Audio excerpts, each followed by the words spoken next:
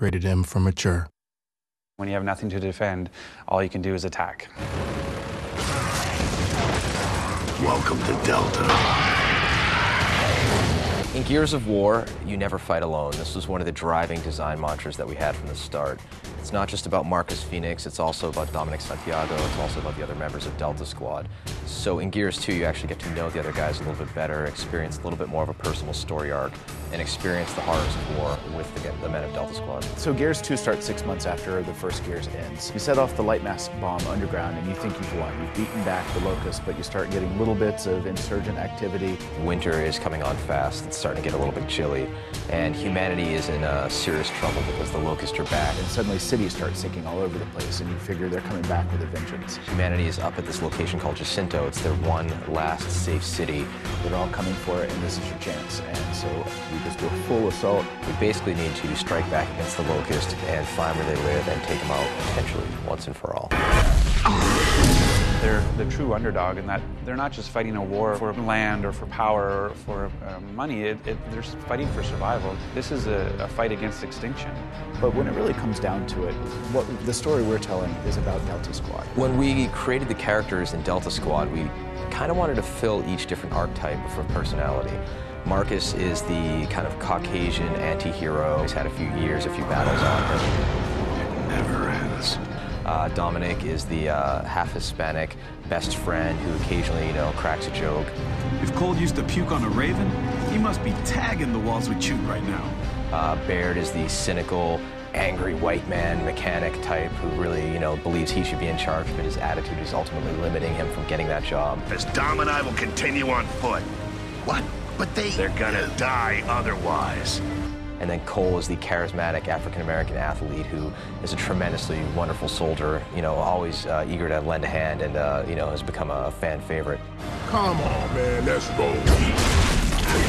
Marcus Phoenix is an enigma wrapped in a riddle. I'm not sure if the game made Marcus cool or Marcus made the game cool, but he's just a guy who's stuck in the situation and he wants out of it. And the best way to get him to be able to go back to his regular life, if there even is a regular life anymore, is to beat the Locust back. Hang in there, Rook. We'll be there soon. Let's go find Carmine. Marcus is a good leader because he just knows what he's doing. He gets to the point. It's one of those people who he's a decision maker. He doesn't waffle.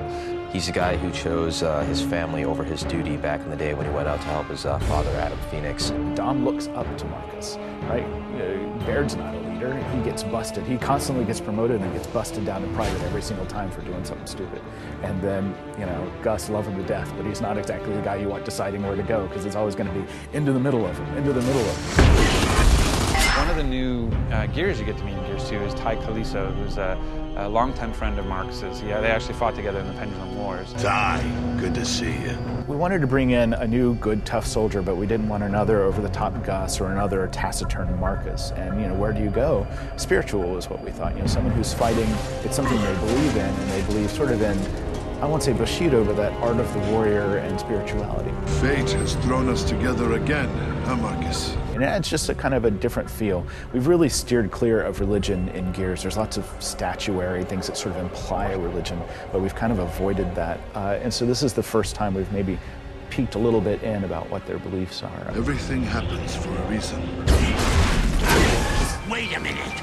This doesn't mean we gotta fight in your army now, does it? I didn't say that, but you're not staying here. The Stranded to us are people who have chosen to stay and not to get caught up in sort of the cog way. However, after years of that lifestyle, it would probably get pretty exhausting, and there's a certain percentage of Stranded that are okay signing up for the cog.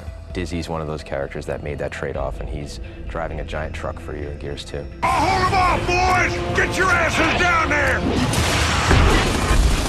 When you're making a game or a universe like Gears and you have your primary character of Marcus, you have to be very careful with how much personality you put on him because the player is projecting himself onto that guy. If Marcus was looking for his wife, the player would be like, wait, why do I care about this woman? With Dom, we're able to play with these emotions a little bit more. When we wrote Dom is the voice of the player.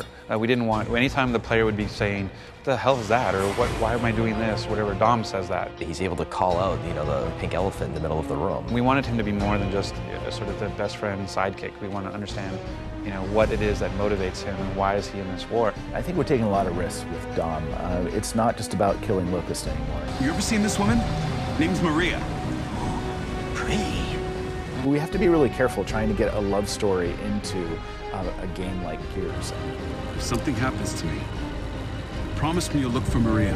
I really hope gamers aren't just going to skip through cinematics, but give it a second, watch it, because I think they're going to be impressed. And it's still cool. They're badass characters who just happen to, you know, be in love. That's cool. Not again! I've lost her again! Delta out.